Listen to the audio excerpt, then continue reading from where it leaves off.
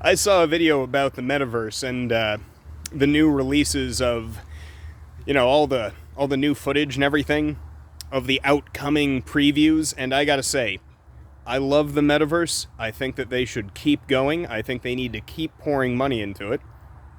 And this is precisely why.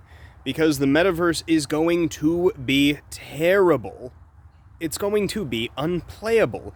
It's going to be awful to use. It is going to be just so bad in every possible way. It is going to be boring. It's going to be just a gigantic money sink. And it proves that the people currently running the machine are not fit to run it. And it's going to crash and burn around them. So, it's been done to death why the metaverse is something that's probably just not something that's good for you. Nobody should spend 8 to 16 hours a day plugged into a machine looking at virtual reality. Our species biologically, psychologically, and spiritually wasn't ready for the internet. It's had disastrous consequences. Can you imagine what constant waking VR is going to do? There won't be enough time for it to dig its claws into people because the negative effects are probably going to spring up within the month. Hell, I've already heard that people trying to use those VR headsets get regular bouts of motion sickness. Because again, the human species simply is incompatible with this sort of thing, and I see that as a very good thing. However, let me go ahead and dunk on it a little bit more. I saw renowned lizard man Mark Zuckerberg's attempt at making the metaverse look cool, and I have to say, I remember a game coming out, over 10 years ago called Second Life, and it looked better than that absolute piece of trash advert that I saw. It looked awful. It looked like, Kitty's first VR attempt mixed with soulless corporatism. Oh, and like a $2,000 a tag attached to it.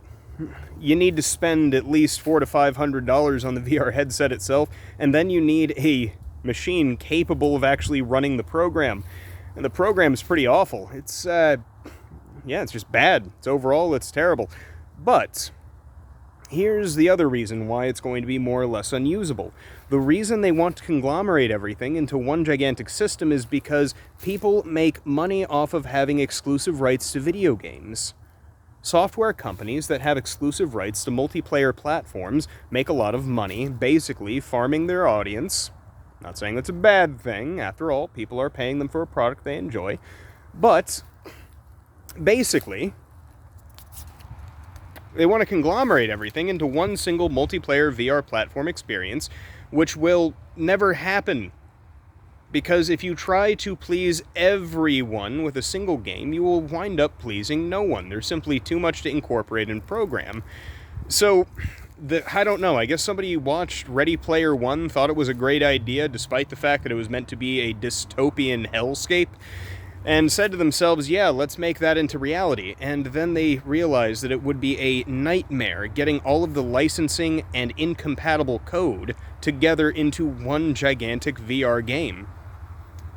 So not only is it going to be terribly inefficient to make and run, but can you imagine trying to live in a video game that is controlled by a corporation that wants to track all of your data and basically microcharge you for absolutely everything that you want to do? It's just not worth it. And then at the end of the day, what happens? You unplug yourself and you're living in a hole because you spend all of your money on virtual Zuckbucks? Why would anyone do that? Yes, everybody is sounding the alarm bell saying, oh, well, people will get trapped in their VR worlds and they'll think, oh, well, virtual reality is so much better. I don't buy that for a second. Some people might be enchanted by that. Some people might be caught by it. But the average human being at the end of the day is going to look at themselves in the real world and be horribly disappointed with what they have surrounding them. It's going to cause no end of despair, depression, anger. And it's going to happen very quickly. Faster than it has for any other of these massive social engineering projects. So, The old saying is, never interrupt your enemies when they're making a mistake. Well, the enemy of humanity right now is corporatist globalism. And they're attempting to cram everybody into a VR world that's going to basically just cause a spiritual rebellion. And they are burning through money. They are hemorrhaging cash doing it. So, I say keep it up. At the end of the day, no matter how brainwashed people are, nobody is going to want to live in a closet and drink bug slurry. No one. Our biological drives are too strong. So I'll say it again. I said it before, and I'll say it again. You will own property. You will have a healthy family. You will find love. And you will eat healthy, fresh foods that your ancestors would be envious to eat. And there's nothing that they can do to stop you in the long run. They might make short-term successes, but in the end, the human spirit always wins out. And the evidence for that is everywhere.